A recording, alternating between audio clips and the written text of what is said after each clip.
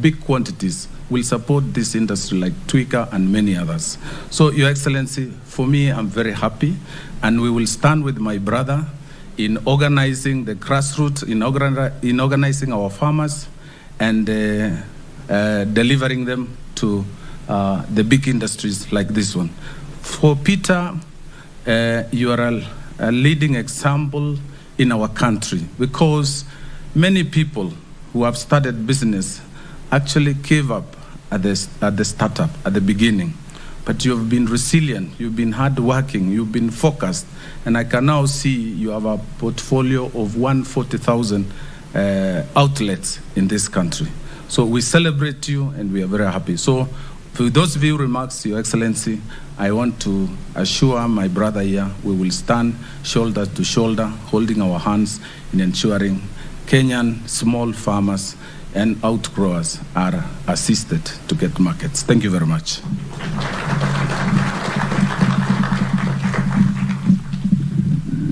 Thank you, Your Excellency. Let me also recognize the presence of the High Commissioner, Jane Marriott, from the United Kingdom, and to represent our foreign partners, development partners. I will invite now Ambassador Meg Whiteman to make some few remarks. Thank you.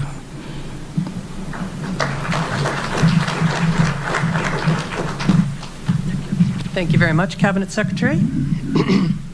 Your Excellency, all protocols observed. I am just delighted to be back at Twiga Foods. One of the first places I came to as the new U.S. ambassador was Twiga, and I was struck by many of the things that have been said today.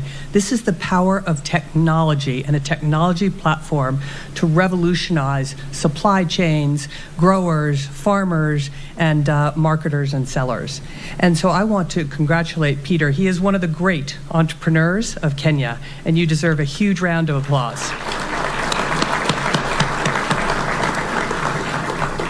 You come to Twiga today and you say, well, this looked pretty easy. You know, built a big warehouse, aggregated a few sellers. I think very few people appreciate what entrepreneurs go through to work hard, to be persistent, and to make sure that they overcome every obstacle that is thrown in front of you. And you have done a remarkable job in that regard.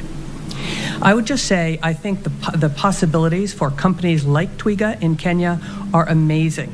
And you can see that by the level of foreign direct investment in this company. There are American investors, European investors, venture capital investors, donor groups like USAID and DFC, the Development Finance Corporation. And that shows the power of a very, very good idea. So I think the prospects for Twiga and other companies like it in Kenya are amazing. The United States is happy to be helpful in any way we can. And I would just leave this audience with one thought. If there's a way, and I know the Cabinet Secretary Kura believes this so much, which is how do we make it a little bit easier to do business in Kenya? And if it's easy to do business, you will have more and more people want to do business. So I applaud all your efforts, the President's efforts to make it easier to do business, get licenses, get financial assistance, and then let every Kenyan pursue their dreams. Thank you very much.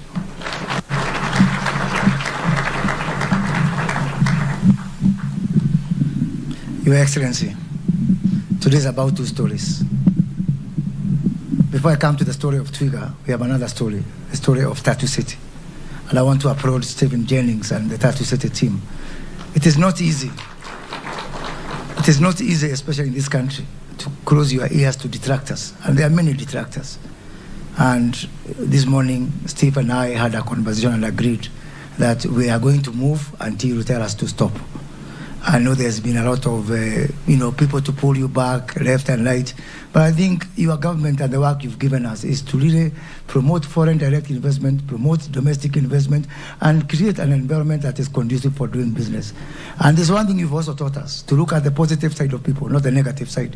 If you want to see the negative side of people, you'll find so many negatives. But I think it's possible to focus on the positive things that are happening. So I want to assure Steve that we're going to stay together, as indeed the President has directed this morning, look at our framework for the special economic zones. We have got 13 privately licensed special economic zones in this country. And among them, very, very few have taken off. And Tattoo City is one of them, and I'm very proud of that. So we're going to work with Tattoo City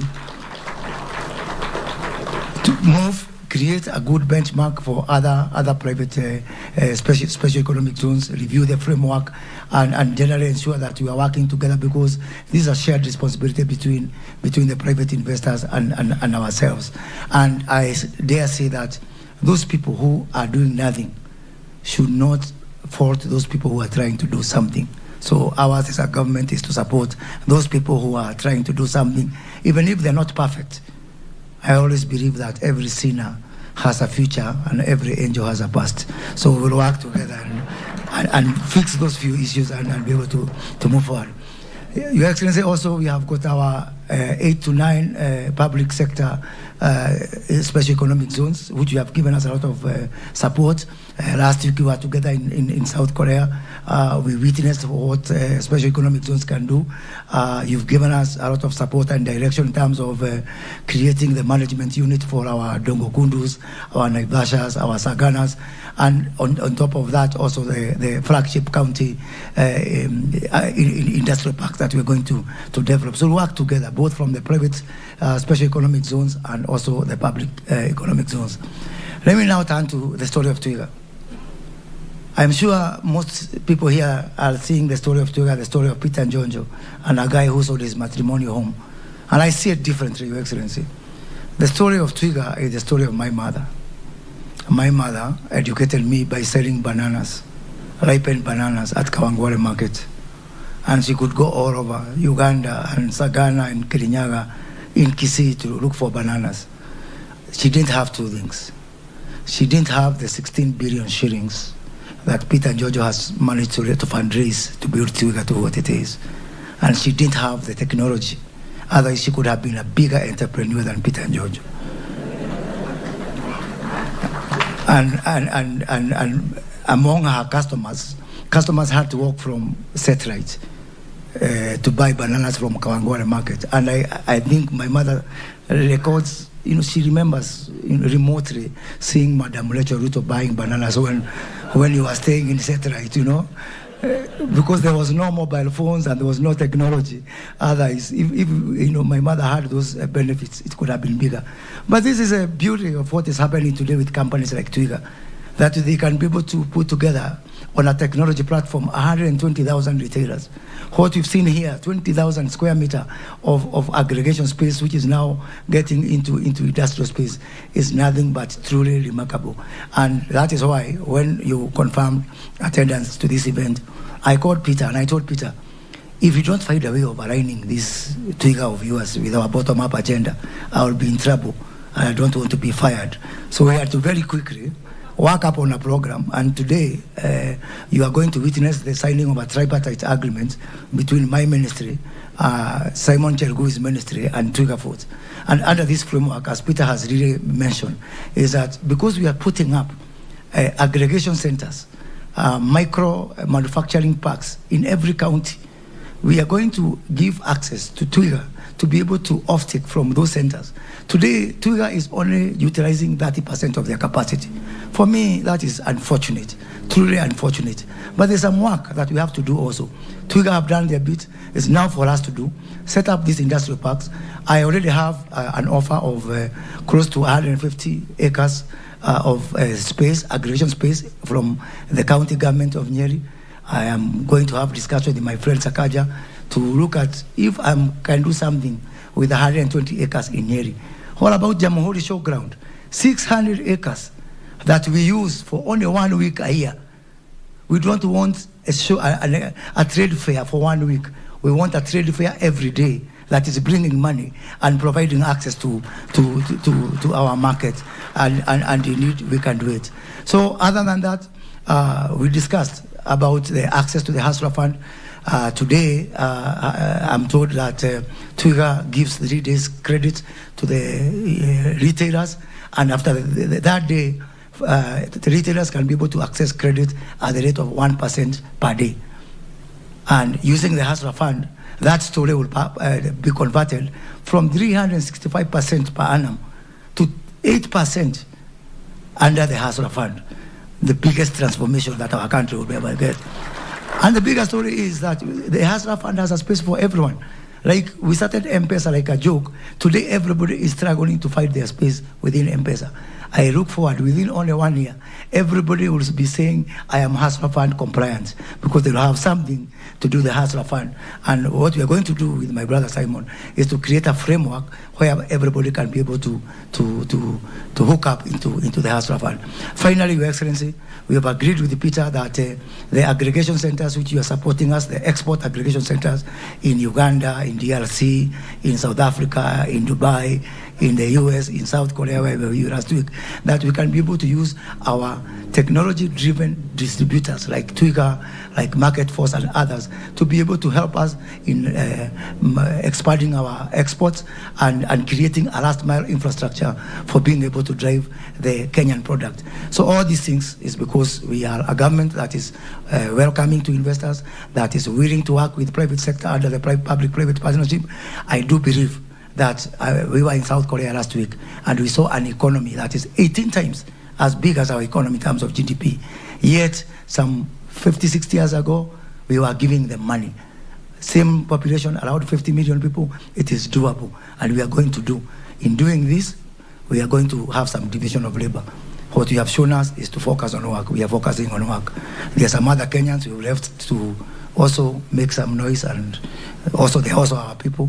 So we just have to divide this work. We'll keep the focus, we'll keep working, and others will have to do what they are good at. So with those few remarks, may I ask that we be upstanding as we welcome the President of the Republic of Kenya, Dr. William Samoei Ruto, to make his remarks.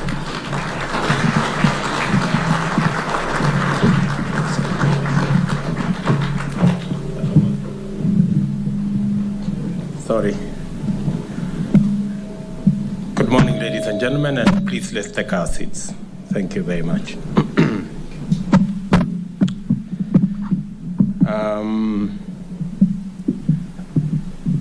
First, my good friend Peter Njonjo and your gracious wife Tina and your family. Cabinet Secretary is present. Our ambassadors and high commissioners, members of parliament, leaders, captains of industry, ladies and gentlemen, good morning. I am truly grateful and happy that this morning we are having a very interesting conversation around an idea that a few years ago was a very small idea. Congratulations, Peter, for being bold, for being courageous, and your good wife for encouraging you on. Today, we have a wonderful facility. You have put together a huge enterprise that connects farmers, traders, business people in one circuit, combining the efforts of ordinary people, ordinary farmers, the hardworking people, using technology to markets and to products. I am very happy to join you this morning to witness this fascinating enterprise of great promise that represents the transformational intersection of critical pillars of our plan. To begin with, Twiga Foods model is truly bottom-up, uniting literal mama mbogas with actors along the supply chain all the way to large corporate concerns in the quest for more incomes, greater efficiency, and increased productivity.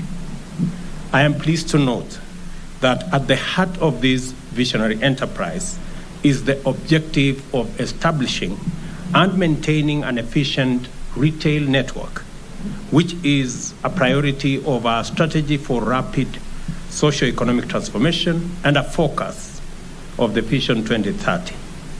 It is our intention to lead the transformation of our retail sector from the traditional shopfront-based system to a modern e-commerce system which supports a competitive trade-based economy.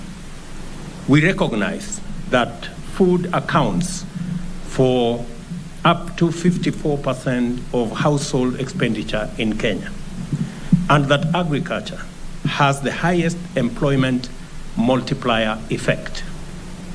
Due to the strong forward and backward linkages with other sectors, agricultural growth creates more jobs than any other industry.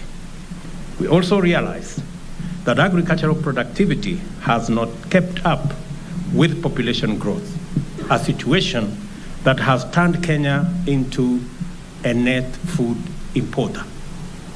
We are committed to investing in agriculture as the principal economic recovery intervention.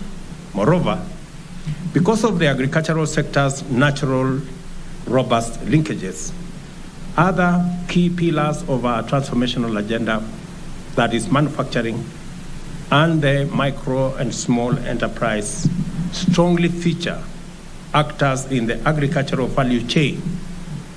I note that efficient aggregation, rapid transformation, and effective network of preservation and storage facilities are indispensable for sophisticated agro-industrial production and export manufacturing.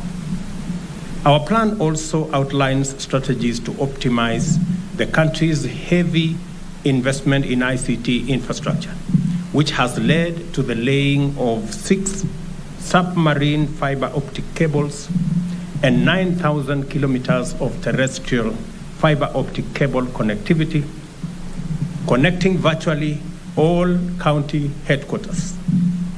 Mobile broadband coverage now stands at 96%. We have pledged to invest another Kenya shillings 40 billion in the digital superhighway to facilitate universal broadband connectivity across Kenya by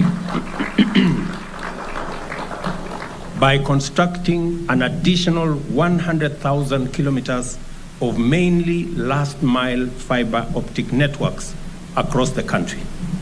The superhighway, and I had a robust conversation this morning about it, will catalyze the transformation of agriculture, MSME sectors, as well as health and fintech. In Twiga Group, we witness a pioneer in harnessing the convergence of transformative sectors through imaginative deployment of technology. Through it, Twiga receives produce from small-scale growers and converts it to a marketable and less perishable form. As a result, its outlet system is able to secure higher earnings, raising the incomes of growers, and also reducing poverty and inequality. Using its mobile app, Soko Yetu, Twiga congregates over 140 hustlers, kiosk operators, shopkeepers, mama mbogas, and many other intermediaries across the country. Technology enables Twiga to process many orders, handling over 2 million kilograms daily and ensuring same-day or next-day delivery. This system, therefore, demonstrates the possibility of organizing farmers throughout the country, increasing produce volumes, and significantly upgrading the supply chains, both from the farm gate to industries and from industries to markets. This way, livelihoods across the smallholder agriculture and MSME sectors will improve with the increase of incomes at the bottom of our economic pyramid. As you know, this vision lies at the heart of our commitment, and we are determined to deliver on it. The capacity I have witnessed this morning here to handle over 6,000 tons of food and groceries, including more than 1 million bananas daily, demonstrate the feasibility of what ambitious promise can produce. Twiga is an exemplary enterprise and a pioneering investment. Its setting up in the special economic zone locates it in an advantageous position to access and satisfy local and regional markets throughout East Africa and Central Africa. I just want to inform Peter and all the other players in this space, that as the Minister Moses has said, last week I was in the DRC and we agreed with President Tshisekedi that they will provide space for us to set up warehouses in Lubumbashi, in Kinshasa, in Goma, and other 2 towns as part of the East Africa integration and part of the East Africa trading framework. We are encouraged by the possibilities demonstrated by Twiga's model, especially in the potential to complement government drought mitigation efforts by resolving supply chain and distribution constraints that exacerbate food shortages during drought. Our vision for agriculture-led growth entails establishing at least one produce consolidation and distribution center in every county. As Minister said, we will come here with our governors so that they can demonstrably be able to see what an aggregation center can do for a country and what it can do for a county.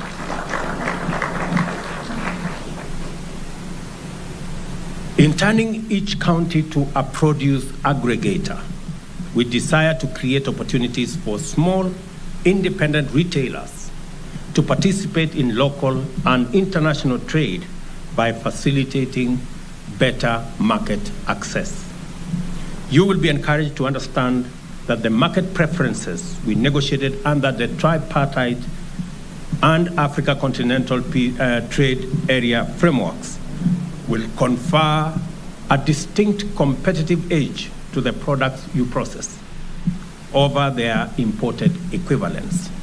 And again, we will be having a conversation today about the integration of our region, resolving conflict challenges in our region so that we can have the possibility of driving trade, especially intra-Africa trade, from the paltry 13-15% at the moment to 60-70%, because therein lies the greatest opportunity for our trade.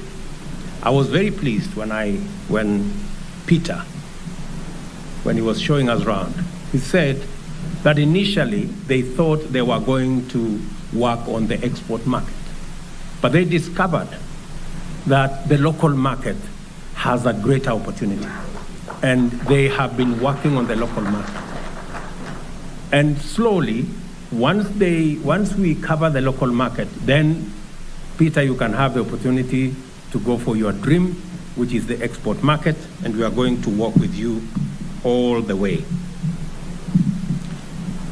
I also encourage you to venture and establish presence, as I have said, in EAC and eventually in our continent, because already we have set the parameters and we have created the trade infrastructure through the EAC framework, through the Africa Continental Free Trade Area, through the tripartite agreement, both in EAC, in COMESA, and in SADC.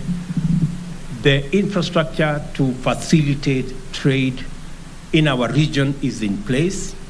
It is now for investors like Peter and all the others to take advantage of the policy framework and the trade frameworks that exist to leverage on ensuring that you grow your enterprises and you support our farmers to be able to access better incomes as we ensure that our continent is prosperous.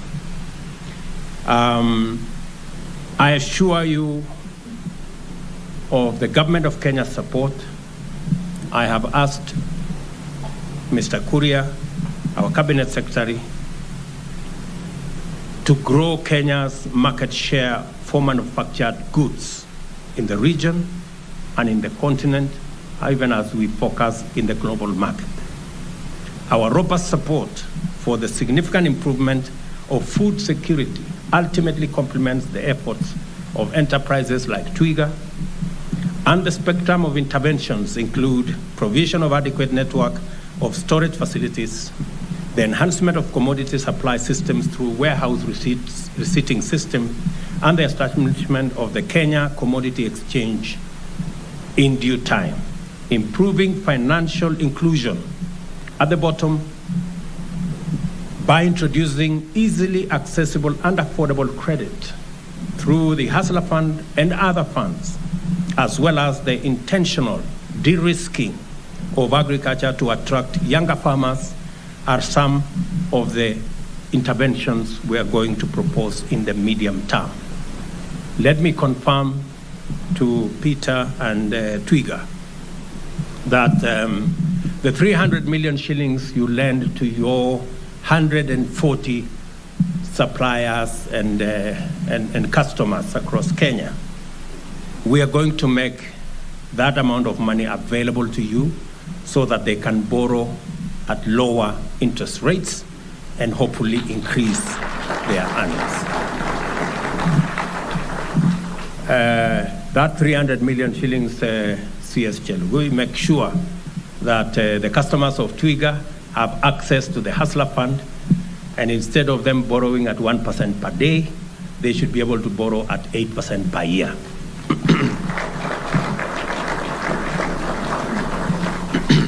Furthermore, we are committed to addressing unfavorable aspects of the regulatory environment, high cost of energy, and to rebooting the fertilizer supply chain.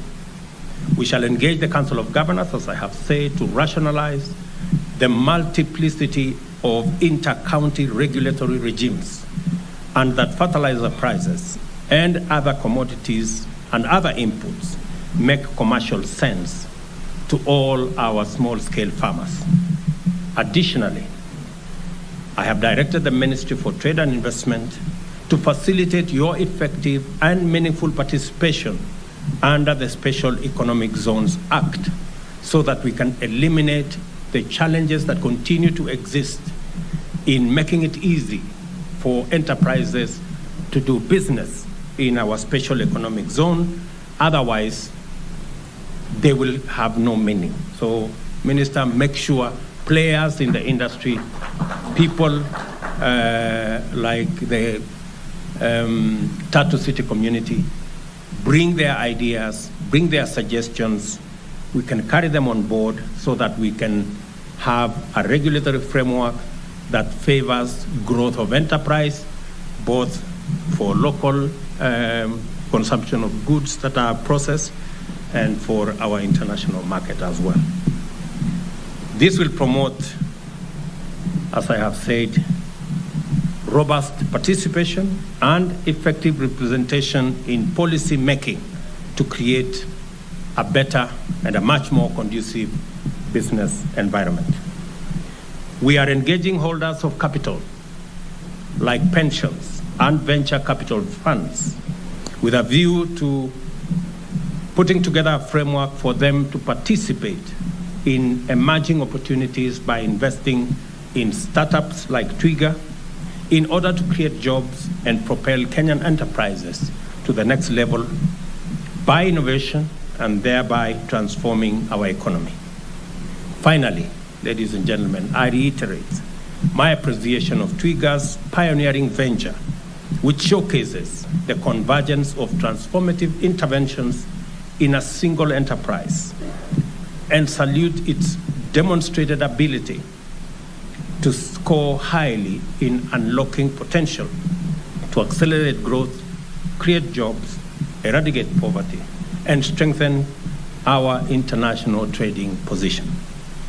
There is substantial complementarity between government and private sector, both in strategy and underlying incentives. Constructive engagement and effective collaboration holds tremendous promise to overtake our challenges, resolve our social economic issues, and transform our country. I therefore look forward to engaging Twiga Group and other firms as they advance in pursuit of ambitious visions and pioneering undertakings in various sectors. I also wish you great success, Peter, family, Twiga, Tatu City, in your ventures. And in conclusion, to say that the confidence Tatu City have shown in our country by establishing this huge private facility, we commend you and your team, and we commend Peter and Twiga family for believing in our country and for putting their energy, their ideas and resources, and all the farms, venture capital, USAID, and all the development partners that have come through to make this enterprise a reality. My congratulations, my appreciation on behalf of Twiga and on behalf of the people of Kenya for believing in us and for supporting enterprises that have Kenyan ownership.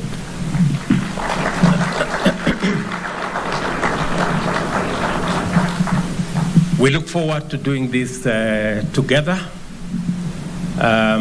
We are working with our farmers. We have some of the most hard-working farmers anywhere in the world. And progressively, through aggregation, through agro-processing, we will continue to provide facilities in our special economic zones, in our industrial parks around the country, and work with other development partners to make sure, and all other enterprises to make sure that we create the best possible opportunity for us to grow our country and to grow our economy. So I look forward to working with all the stakeholders in this sector. The government of Kenya will continue. We will continue to play our part. We will support our counties. I know, for example, we have agreed with the governor of Nairobi that we will be building 20 markets in Nairobi to support what Peter is doing, so that the people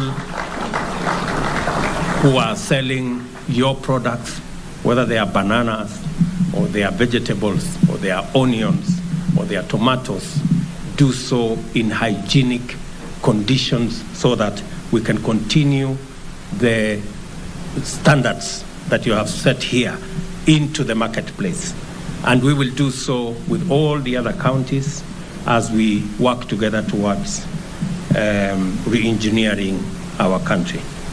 Just to assure my young brother, Sakaja of Nairobi, that please keep the noise away from our children. You have our support. You have our support in ensuring that our city, I know I have discussed with you this before, and you have my support in ensuring that we reorganize the city, we make the city work for all the city residents, and ensure that the standards of the city of Nairobi are the standards of the capital city of Kenya. We will shortly, in fact, by this Friday, I will be appointing a Nairobi Rivers Commission to sort out the filth in our rivers. If you look at our rivers in Nairobi, it's a sad story. And I want to assure the residents of Nairobi, as I do the rest of the country, that we will make Nairobi River what it should be. A place that people can enjoy, a place where enterprise can grow, and we will get rid of the sewage, and we will get rid of all the other affluence and effluents that are going into the city of our city rivers.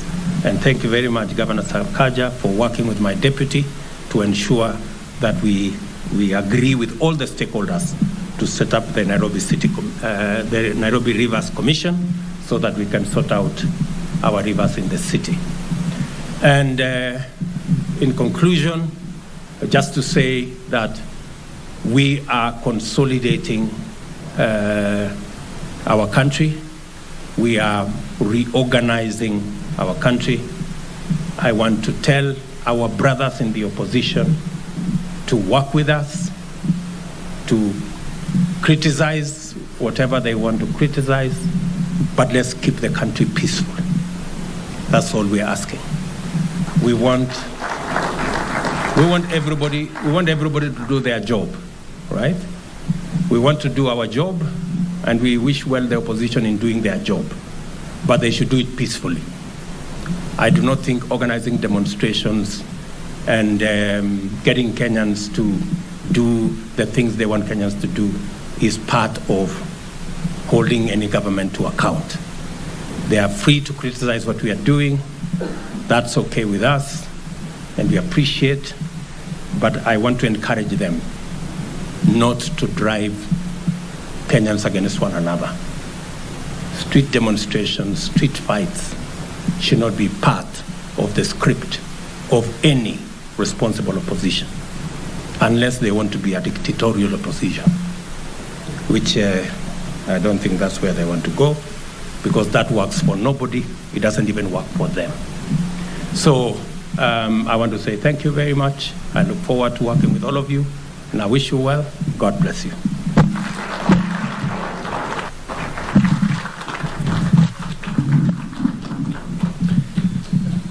Thank you. Let's all be